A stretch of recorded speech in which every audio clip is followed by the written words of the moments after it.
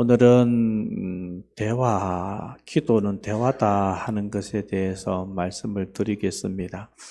여러분들이 신앙생활을 조금 하신 분들은 이런 말을 많이 들어보셨을 겁니다. 기도는 영혼의 호흡이다, 하나님과의 대화다 하는 그런 말을 많이 들어보셨죠. 원래 기도라는 말은 어떤 신에게 사람이 자기의 소원을 아뢰는 것을 기도 그렇게 이야기합니다. 그래서 내 마음속에 소원이 있을 때 그 소원을 간절하게 이루어 달라고 기도하죠. 이런 기도를 할 때는 사람들은 보통 정성이 중요하다 그렇게 이야기합니다. 정성껏 기도하게 되면 그 기도를 받는 대상이 누구인지는 알지 못하지만은 그 정성이 자기의 소원을 이루어 준다 하는 그런 생각을 합니다. 그래서 과거에 우리 어머니들은 어떻게 했습니까? 새벽에 일찍 일어나서 찬물에 샤워를 하고 그리고 하얀 소복을 입고 촛불을 켜놓고 그 쌀 위에다가 초를 딱 꽂아놓고 정화수를 뜯어놓고 간절하게 빌죠. 그래서 자기의 소원이 이루어지기를 간절히 소원하는 마음을 누구인지는 알지 못하지만 그 기도의 대상에 대해서 계속해서 기도합니다. 불교 같은 경우에는 108번뇌가 있죠. 그래서 108번 절을 하여서 기도하기도 하고 어떤 사람은 1000번, 1만 번 이렇게 엎드려서 기도를 하기도 합니다. 그래서 이런 모습을 보고 우리가 이런 말을 하죠. 지성이면 감천이다 하는 말을 합니다. 지극히 정성을 많이 들이게 되면 하늘이 감동해서 우리의 기도를 들어준다 하는 그런 말이 이런 데서 나온 겁니다. 우리 기독교도 이런 면에서의 기도가 분명히 있습니다. 우리가 올해 표를 기도로 비상하는 교회 이렇게 적었는데 참고 구절이 뭐로 되어 있습니까? 주제 성구가 예레미야 33장 3절 말씀을 해놓았죠. 너는 내게 부르짖으라. 그리하면 내가 내게 응답하겠고 내가 알지 못하는 크고 비밀한 일을 내게 보이리라. 이렇게 말씀하셨습니다. 뭐 하라고 이야기하고 있습니까? 부르짖어라 라고 이야기하고 있죠. 이 말이 무슨 말입니까? 간절하게 하나님께 기도하라 그 말입니다. 이 간절하게 기도하는 이것하고 하나님 알지 못하는 사람들이 자기가 가지고 있는 소원을 간절히 아뢰는 것하고는 사실은 비슷합니다. 그런데 기독교가 그 다른 종교들과 결정적으로 다른 부분이 있는데 오늘은 그 부분을 살펴볼 겁니다. 기독교는 어렵고 힘들 때만 하나님을 간절히 찾고 하나님을 바라보는 것이 아니라 일상 속에서 하나님을 바라보고 하나님과 언제든지 대화한다 하는 그런 측면에서 다른 종교들과는 차원이 다르다 그렇게 말할 수 있습니다. 아담의 범죄 이후로 하나님과 인간 사이에 큰 담이 생겼습니다. 큰 구렁이 생겼는데 이 담은 무엇입니까? 바로 우리 인간이 지은 죄입니다. 이 죄 때문에 하나님과 우리 사이가 완전히 멀어졌고 하나님께서도 우리한테 오시지 않고 우리도 하나님께 가까이 나아갈 수 없는 그런 상태가 되었습니다. 하나님께 가까이 나아가기 위해서는 이 담을 헐어야 하는데 이 담을 헐 수 있는 방법이 무엇이라고 성경은 계속해서 이야기합니까? 예수 그리스도의 십자가 보혈이다 라고 계속해서 말씀하고 있죠. 예수님의 그 십자가의 보혈이 이 하나님과 우리 사이에 가로막힌 담을 다 허무는 겁니다. 그래서 어떻게 되는 겁니까? 하나님과 우리 사이가 가까이 나아갈 수 있는 그런 사이가 되는 것이죠. 그래서 베드로전서 3장 18절에 보면 이런 말씀이 있습니다. 우리 같이 한번 읽어봅시다. 그리스도께서도 단번에 죄를 위하여 죽으사 의인으로서 불의한 자를 대신하셨으니 육체로는 죽임을 당하시고 영으로는 살리심을 받으셨으니 아멘. 그리스도께서 단번에 죄를 위하여 죽으사 다른 짐승들은 죄 지을 때마다 계속해서 잡아야 하죠.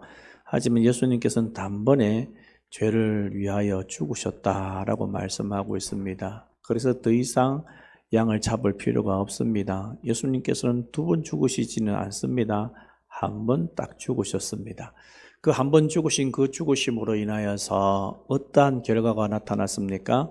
죄인으로서 불의한 자를 대신하셨는데 그 이유가 뭐냐? 이런 결과가 나타났습니다.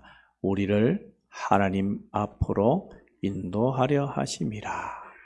예수님께서 하나님과 우리 사이에 막혀있던 담을 다 허무시고 그래서 우리를 하나님께 가까이 나아갈 수 있도록 만들어 놓으셨습니다. 성막에 보면 지성소라는 것이 있고 그 지성소 밖에 성소라는 게 있습니다.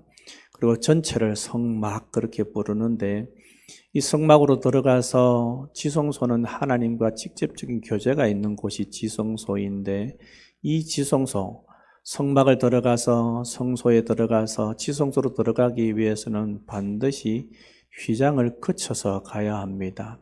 이 휘장은 실로 짠 것인데 굉장히 튼튼하다고 합니다. 아무리 힘이 센 사람이 거기에 매달리더라도 이 휘장은 절대 찢어지지 않을 만큼 굉장히 튼튼하다고 합니다. 그런데 이 휘장이 찢어졌습니다. 언제 찢어졌습니까? 예수님께서 십자가에 달려 돌아가실 때 이 성소의 휘장이 찢어졌습니다. 어떻게 해요? 성경은 어떻게 기록하고 있습니까? 위에서부터 아래로 찢어졌다 그렇게 이야기하고 있습니다.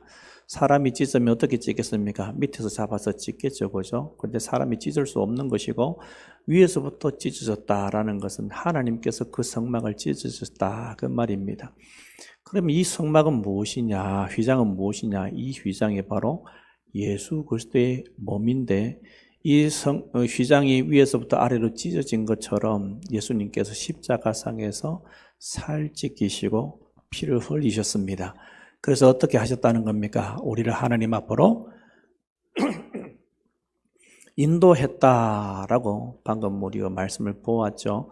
하나님께서 우리를 인도하셔서 하나님께로 가게, 하나님께서 우리를 회복시켜 주셔서 예수님 때문에 하나님께로 갈 수 있도록 예수님께서 길을 열어주신 것입니다. 그렇다면 예수님께로 나아간다는 말은 무엇입니까? 하나님과의 관계가 회복되었다 하는 그런 말입니다.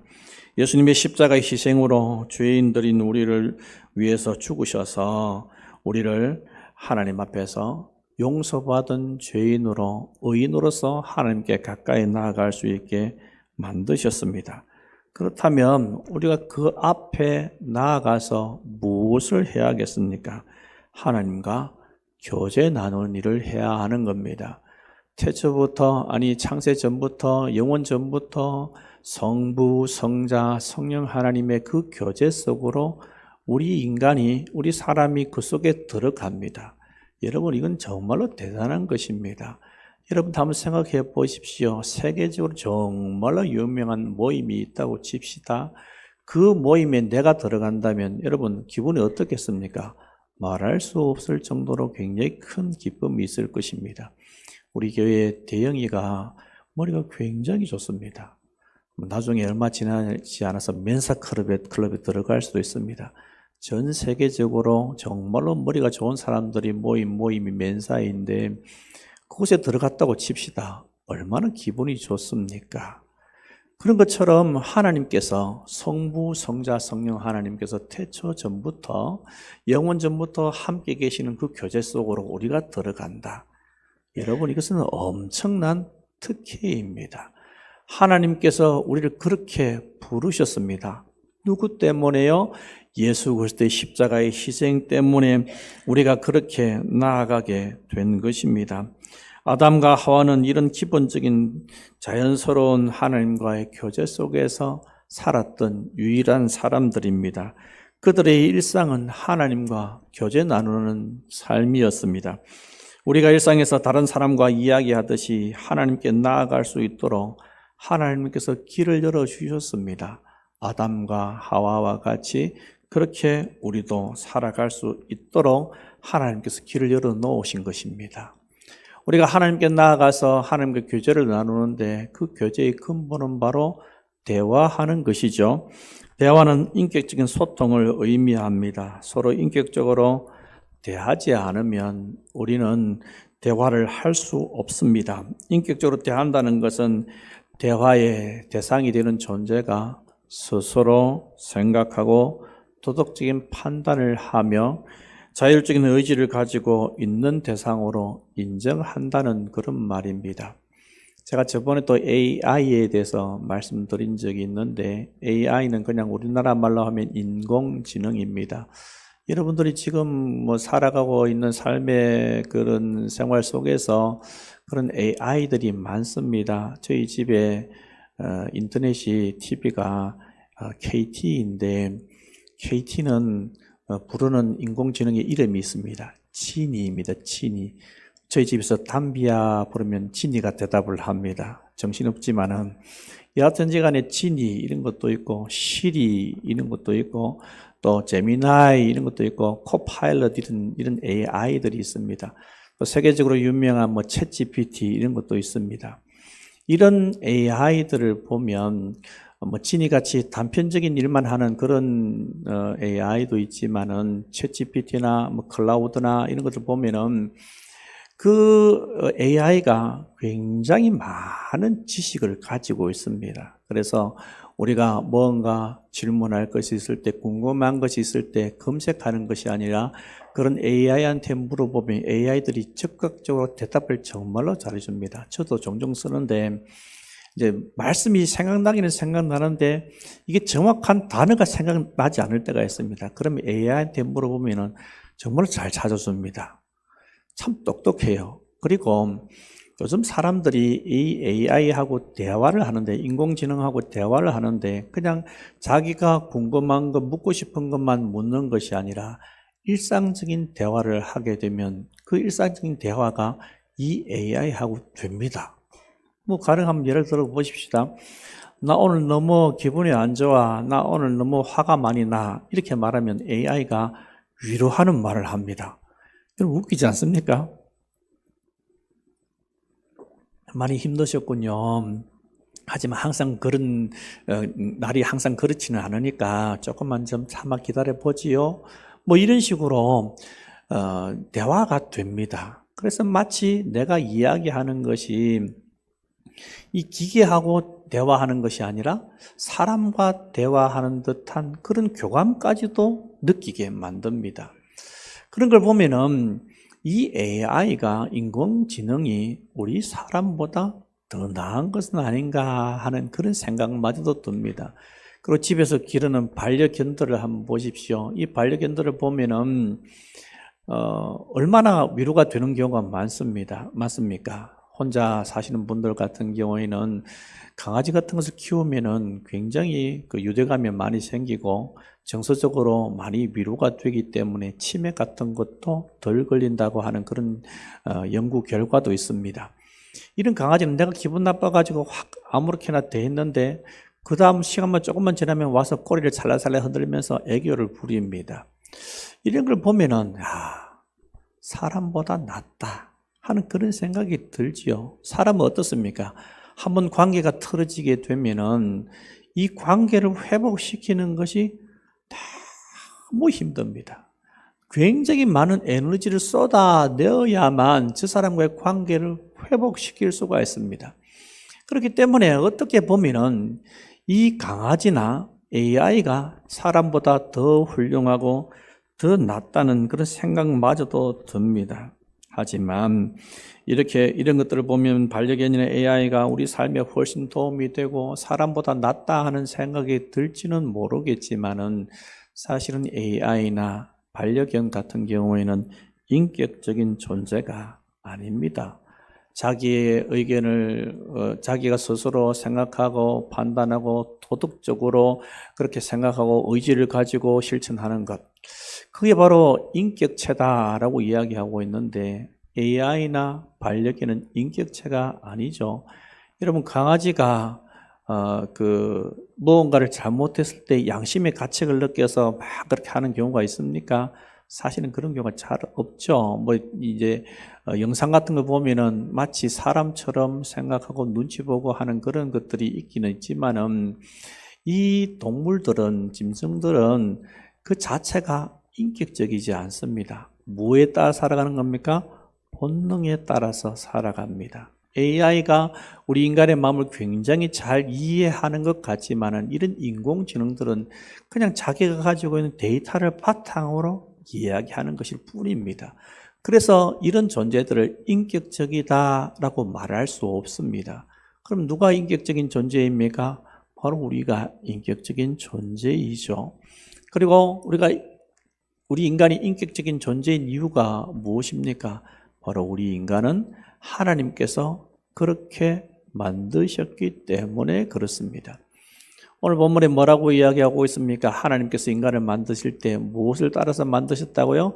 하나님의 형상을 따라 하나님의 모양대로 하나님께서 우리 인간을 만드셨다라고 말씀하고 있습니다. 그 말이 무슨 말입니까? 하나님께서 우리를 인격적인 존재로 만드신 것처럼 하나님도 어떤 존재이다? 인격적인 존재이다 하는 것을 말씀하고 있습니다. 하나님께서 이스라엘 백성들을 애굽에서 인도하시고 난 다음에 하나님께서 이스라엘 백성들에게 뭐라고 말씀하십니까? 구약에 보면 이런 말씀이 자주 등장합니다. 나는 너희의 하나님이다. 너희는 내 백성이야. 나는 너희의 하나님이 되고 너희는 내 백성이 되게 하기 위해서 내가 너희들을 불렀어. 그러니 너희들은 나만 바라봐야 돼. 어찌하여 나 아닌 다른 것들을 바라보니 하면서 하나님께서 탄식하는 장면들이 굉장히 많이 나옵니다. 그래서 하나님을 어떻게 하나님께서 내 삶 가운데 가장 가까이 계시는 그런 분이신데 그 하나님을 가까이 하면서 하나님과 인격적인 관계를 유지하면서 살아야 합니다. 그런데 우리가 일상 속에서 하나님을 정말로 얼마나 인정하며 살아가느냐. 하나님께서는 우리의 삶의 모든 부분에서 하나님이시기를 소원합니다. 우리가 모든 삶 가운데서 하나님의 하나님 되심을 인정하며 살아가기를 원하십니다.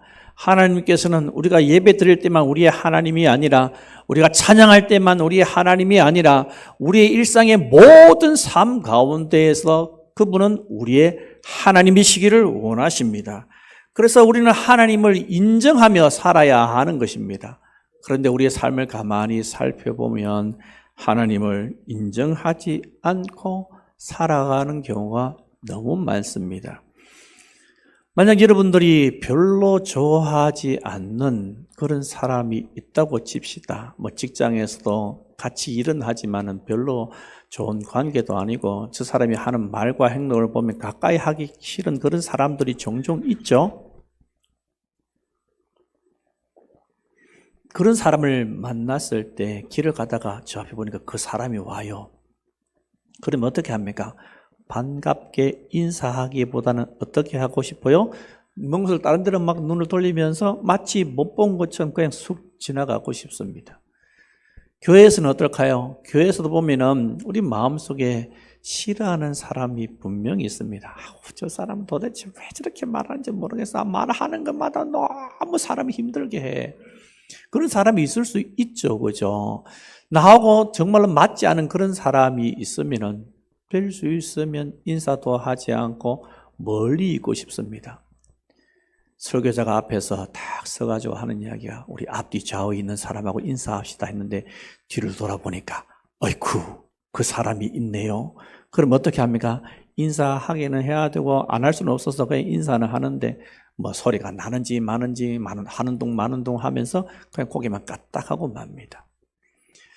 자, 그러면서 이런 일들이 계속해서 반복이 되게 되면 그 상대방이 어떤 생각을 하겠습니까? 아, 이 사람이 나를 별로 좋아하지 않는구나 하는 것을 느끼기 시작하겠죠. 그러면서 옆에 있어도 말도 붙이지 않고 그 사람이 무슨 의견을 낼지라도 그 의견에 대해서 별로 반응도 하지 않고 무시하고 하는 그런 모습을 보인다고 칩시다. 그러면 이 상대방이 어떤 느낌이 들겠습니까? 야, 저 사람 나를 완전 무시하네? 나를 너무 싫어하네? 마치 나를 사람이 없는 것처럼 투명 인간처럼 취급하네 하는 그런 마음이 들게 되면 굉장히 마음이 상하게 되어 있습니다. 사람도 그렇습니다. 그죠? 분명히 옆에 있는데 이 사람이 사람 취급을 하지 않는다. 분명히 옆에 있는데 이 사람이 나를 인격적인 존재로 취급하지 않는다라고 생각되면 굉장히 마음이 상합니다. 그런데 한번 보십시오. 하나님은 어떤 분이십니까? 계속해서 여러분의 말씀드릴 때 하나님은 무소부지하신 분이다라고 말씀을 드리고 있습니다. 하나님께서는 안 계신 곳이 없습니다. 지금도 여기 우리와 함께 계신 줄로 믿습니다. 하나님은 무소부지하신 분이시고 더군다나 하나님은 우리의 마음속에 성령 하나님께서 함께 계신다라고 말씀하고 있습니다. 우리 마음은 성령 하나님이 거하신 전이래요. 그렇다면 이 세상에 내가 사랑하는 아내나 사랑하는 남편보다도 내 자식보다도 나와 더 가까이 계신 분은 하나님이십니다. 그런데 이 가까이 계신 이 하나님을 우리는 얼마나 대우를 하지 않는지 모릅니다. 그분이 인격적인 존재라고 생각된다면 우리는 그분을 인격적으로 대해야 합니다. 우리의 삶에 가장 가까이 계신 분이 하나님이신데 내가 무엇을 하든지 어떤 것을 하든지 하나님을 생각하고 하나님의 이름을 부르고 하나님께 나아가야 되는데 우리는 하나님의 이름을 부르지 않습니다. 하루를 살면서 의식적으로 하나님의 이름을 부른 적이 몇 번인지 손가락 꼽아보면 몇 번 되지도 않습니다. 식사 기도할 때도 식사 기도하고 나서 내가 식사 기도를 했나 안 했나 모를 정도로 그렇게 하나님의 이름을 함부로 부르고 있습니다.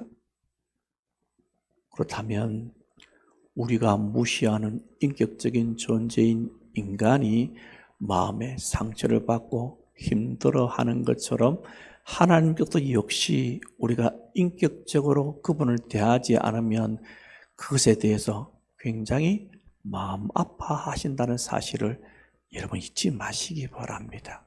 그분은 인격적인 존재입니다. 그렇기 때문에 우리는 그분을 인격적으로 대해야 하는 겁니다.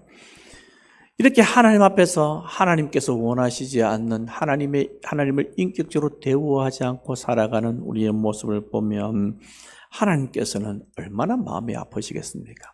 그럼에도 불구하고 내가 너를 대체하겠다. 너는 더 이상 내 자녀 하지 마라. 나는 너의 하나님 되기 싫다라고 말씀하시지 않습니다.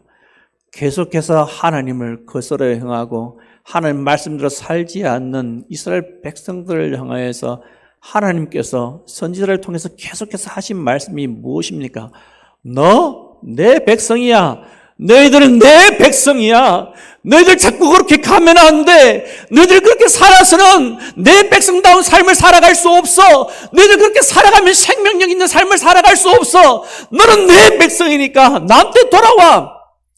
계속해서 잘못 살아가고 있는 이스라엘 백성들을 향하여서 하나님께서는 그렇게 소리치고 계십니다. 로마서에 보면 이런 말씀이 있습니다. 10장 21절 말씀 같이 읽어보겠습니다. 이스라엘에 대하여 이르되 순종하지 아니하고 벌렸노라 하였느니라. 아멘. 이스라엘이 어떻다고 이야기합니까? 순종하지 아니한다. 순종하지 아니하고 거슬러 말하는 백성. 여러분, 자녀들이 말 안 들으면 속 터지죠. 그죠? 우리 자녀들도 우리 때문에 힘든 게 참 많습니다. 하지만 부모님이 뭔가를 이야기하면 말을 2번, 3번, 4번 해도 안 들으면 속이 터집니다. 답답합니다. 억장이 무너집니다. 그런데 하나님께서는 그렇게 거슬려 행하는 백성들, 거슬러 말하는 그 하나님의 백성들을 향하여서 뭐하고 계시다고요? 종일토록 팔을 벌리고 계시대요. 종일토록 24시간 1년 365일 뭐하고 계시다고요? 팔을 벌리고 계시대요. 왜 팔을 벌리고 계신다는 겁니까? 나한테 와. 나한테 와. 하온이가 앞에 있을 때 사람들이 다 일하죠? 뭐 합니까? 나한테 와. 제발 나를 좀 봐줘. 그렇게 하잖아요. 그런 것처럼 하나님께서 우리를 향해서 어떻게 하신다고요? 그렇게 팔을 벌리고 계시는데 이 팔을 언제까지 벌리고 계시냐? 종일토록 벌리고 계시다라고 말씀하고 있습니다. 왜 그렇게 종일토록 오매불망 우리를 기다리고 계실까요? 하나님께서는 우리를 하나님의 형상대로 만드시고 하나님의 모양대로 만드셔서 우리와 인격적인 관계를 유지하기를 원하시기 때문에 종일토록 팔을 벌리고 계시는 겁니다. 탕자가 길을 나갔습니다. 자기 집을 나갔습니다. 집을 나가서 부모님, 아버지께로부터 받았던 그 모든 것들을 해외에 나가서 허랑방탕에 다 써버립니다. 그런데 이 아들이 돌아왔을 때 성경에는 이렇게 표현하고 있습니다. 이전 성경에서는 상거가 먼데, 상거랑 서로의 거리입니다. 그죠? 서로의 거리가 먼데, 아버지가 어떻게요? 탁 알아보는 거예요. 나갈 때는 삐까번쩍하게 나갔는데 들어올 때는 돼지를 치다가 돌아왔기 때문에 옷이 결코 좋지 않은 옷입니다. 허름한 옷을 입고 그렇게 거지같이 뛰어서 돌아오는데 단번에 이 아버지는 알아찹니다. 상거가 먼데 아들을 발견하고 아들 알아차리고 달려가서 목을 어긋맞게 울고 그 아들의 지위를 다 회복시켜 주십니다. 이게 누구의 마음입니까? 하나님 아버지의 마음이죠. 하나님 아버지께서 우리를 그렇게 기다리고 계시는 겁니다. 문을 열어놓고 아이고 우리 아들 언제 오나, 또 문 열어보고 또 우리 아들 언제 오나, 우리 아들 언제 오나 하는 그 아버지의 심정으로 하나님께서는 우리를 향해서 두 팔을 벌리고 계시다라고 말씀하고 있습니다. 하나님의 모습을 상상해 보시기 바랍니다. 악하고 완악하고 은혜를 잊어버리는 이스라엘 백성들을 향한 하나님의 간절한 마음이 여러분 느껴지십니까? 하나님께서는 그냥 우리가 못 살아갈 때 확 다 썰어버리고 새롭게 다른 민족으로 시작할 수도 있습니다. 아니 이 세상에 있는 모든 인류를 다 썰어버리고 새로운 인류를 만드셔서 다시 시작하실 수도 있습니다. 하지만 그럼에도 불구하고 하나님께서 그렇게 하시지 않는 이유가 무엇입니까? 돌아와서 하나님과 교제 나누기를 원하시기 때문에 하나님께서 우리를 기다리시는 것입니다. 기도하라고 그렇게 말씀하시는데도 기도하지 않고, 성경 보라고 말씀하시는데도 성경 보지 않고, 빼먹지 말고 예배 드려야 한다고 말씀하시는데도 불구하고 수시로 예배에 빠지고 지각하며 전도하라고 부담을 주시는데도 꿈쩍도 하지 않는 우리의 강팍한 마음을 보십시오. 하나님께서 그럼에도 불구하고 우리를 기다리고 계시지 않습니까? 우리가 이스라엘 백성들 향해서 출애굽한 그 이스라엘 백성들이 하나님의 말씀을 거스르는 걸 보면은 도대체 저 인간들은 언제 정신을 차릴까 하는 그런 생각이 들지 않습니까? 하지만 그 사람들과 우리를 비교해 보았을 때 우리가 더 나은 것이 있습니까? 아니요, 결단코 더 낫지 못합니다. 그 사람들보다 더 악했으면 악했지 우리가 결단코 그 사람들보다 더 낫지 못하는 것을 우리가 알고 있지 않습니까? 하나님께서는 지금도 우리를 기다리고 계십니다. 하나님의 사랑은 혹시 짝사랑은 아닙니까? 그렇게 바라보고 대화 나누기를 원하시는 하나님은 제쳐두고 우리 속에 온갖 잡다한 것이 가득 차 있습니다. 그런 삶이 마치 잘 사는 삶인 것처럼 살아가는 우리의 모습을 보십시오. 일상 속에서 하나님을 바라보고 하나님께서 계심을 믿고 하나님을 인격적으로 대해야 합니다. 그게 바로 대화의 기도이고 그 대화의 기도를 통해서 하나님께서는 우리를 친근히 하기를 원하십니다. 아담과 하와가 선악을 알게 하는 나무 열매를 따먹고 에덴 동산에서 쫓겨났습니다. 이것은 하나님과의 관계 단절입니다. 그래서 더 이상 인간은 하나님과 대화할 수 없는 그런 존재가 되었습니다. 우리의 손에는 피가 가득하고 우리의 발은 피 흘리는 데 빠르고 우리의 목구멍은 열린 무덤이고 우리 입에는 저주와 악독이 가득 차 있는데 어찌 하나님과 대화하고 가까이 나아갈 수 있겠습니까? 하지만 하나님께서는 우리가 그렇게 살아가는 것을, 그렇게 계속해서 멸망을 향해서 달려가는 것을 원하시지 않기 때문에 우리에게 예수 그리스도를 보내어 주셨습니다. 그분께서 십자가의 죽으심으로 우리의 모든 더럽고 추악한 죄를 다 십자가에서 씻으셨습니다. 그래서 우리의 모든 죄의 문제, 즉 과거, 현재, 미래의 모든 죄의 문제를 예수님께서 다 해결해 주셨습니다. 그래서 우리는 예수님의 그 보혈의 공로를 힘입어서 하나님의 은혜의 영광의 보좌 앞에 나아가기만 나아가면 되는 것입니다. 여러분, 우리는 아무리 힘이 없지 않습니까? 우리는 너무나 부족한 그런 존재들 아닙니까? 하나님 아버지 앞에서 고개를 들고 설 수 없는 그런 존재들 아닙니까? 하지만 그럼에도 불구하고 우리가 하나님의 영광의 보좌 앞에 나아갈 수 있는 이유는 예수 그리스도의 십자가의 그 보혈이 있기 때문에, 주님께서 우리 죄를 지우고 십자가에 달려 돌아가셨기 때문에 우리는 하나님의 은혜의 영광의 보좌 앞에 담대히 나아갈 수 있는 담력을 얻은 줄로 믿습니다. 우리가 공로가 없어서 하나님께 나아갈 수 없지만은 이미 모든 것을 다 이루어 놓으신 예수님의 그 십자가의 공로가 있기 때문에 우리는 하나님께 가까이 나아갈 수 있는 특권을 얻었습니다. 우리가 바로 그런 자인 줄로 믿습니다. 할렐루야! 예수님을 힘입어서 우리가 하나님과 대화할 수 있는 길이 열려졌습니다. 이 길은 지성소와 성소를 가로막는 휘장을 지나는 길이요, 그 휘장을 찢으셔서 우리가 하나님의 영광의 보좌 앞에 나아갈 수 있도록 하나님께서 길을 열어주셨습니다. 우리 일상 속에서 예수님의 보혈의 공로를 힘입어 하나님께 나아가기만 나아가면 되는 겁니다. 그러면 하나님께서 우리의 모든 죄악들을 다 용서해 주시고 깊이 있게 하나님을 만날 수 있도록 하나님께서 우리를 인도해 주실 것입니다. 그래서 우리는 하나님과 교제하는 자로, 우리 일상 속에서 하나님과 대화하는 자로 그렇게 살아갈 수 있는 자가 되는 겁니다. 등교할 때나 출근하는 버스에서, 또 자가용을 몰고 직장에 출근하면서 길을 걸을 때 하나님의 이름을 불러보십시오.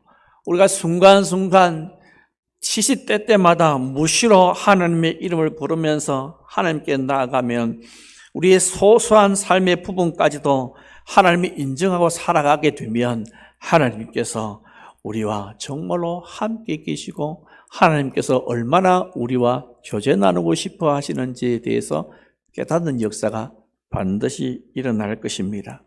이 시간도 하나님께서 우리와 함께 계십니다. 그래서 설교를 들을 때 은혜가 되면 하나님 저도 저렇게 살고 싶어요 라고 기도할 수 있을 것이고, 이해가 잘 되지 않으면 하나님 저 부분은 잘 이해가 되지 않아요 이렇게 말을 할 수 있습니다. 직장 상사와 이야기할 때 직장 상사가 안 좋은 이야기를 하게 되면 하나님 제 마음이 너무 상해요, 어떻게 말할지 제 입에 지혜를 주세요, 얼마든지 기도할 수 있습니다. 그래서 우리 삶의 모든 부분이 하나님과 대화하는 그런 삶이 될 수 있습니다. 이것은 뭔가 박사학위를 가졌다고 해서 기도할 수 있는 것이 아닙니다. 기도에 대해서 제대로 배웠다고 할 수 있는 것도 아닙니다. 우리는 누구든지 어떤 사람이든지 간에 내 마음속에 예수 그리스도를 구주로 영접하여서 하나님의 사람이 되었다면 그 사람은 언제든지 기도할 수 있습니다. 하나님과 대화할 수 있는 특권이 있습니다. 우리가 바로 그런 특권을 누리는 자들이 되기를 소원합니다. 아, 그렇다더라 이게 아니라 하나님께 기도하고 보니, 하나님과 대화하고 보니 하나님께서 정말 살아계신 것이 느껴지네. 아, 주님께서 나와 이렇게 함께 가까이 계셨구나. 와, 그 사랑이 이렇게 크구나. 하나님 감사합니다 하면서 내 마음속에 정말로 마음 깊은 곳에서 우러나는 기도를 하게 될 것이고, 내 마음속에서 우러나는 찬양을 제대로 할 수 있게 되어 있습니다. 왜요? 하나님이 살아계심이 느껴지는데 어떻게 하나님을 함부로 찬양할 수 있겠습니까? 그 가사 하나하나가 하나님께서 내 삶 가운데 함께 하시고 역사하시는 그 하나님이 느껴지기 때문에 기도도 찬양도 제대로 하는 그런 사람이 될 수 있습니다. 여러분, 다음 주일에 다시 만났을 때는 돌아오실 때 저를 보시면 이렇게 인사해 주십시오. 목사님, 진짜 하나님 살아계시대요. 정말 하나님께서 나와 함께 계시대요. 나 하나님께서 이렇게 저와 함께 가까이 계신 줄 이번 주 통해서 너무 잘 알게 되었습니다. 그런 간증을 해 주시기 바랍니다. 하나님은 우리와 함께 하기를 원하시는 분이십니다. 우리 삶에 가장 밀접하게 우리와 함께 계셔서 우리의 삶을 통해서 하나님께서 영광 받으시고 교제 나누시려고 원하신다는 걸 기억하시고 그분을 기억하고 그분을 하나님 되심을 인정하며 살아가는 우리가 다 되기를 소원합니다. 아멘. 이 시간 들은 말씀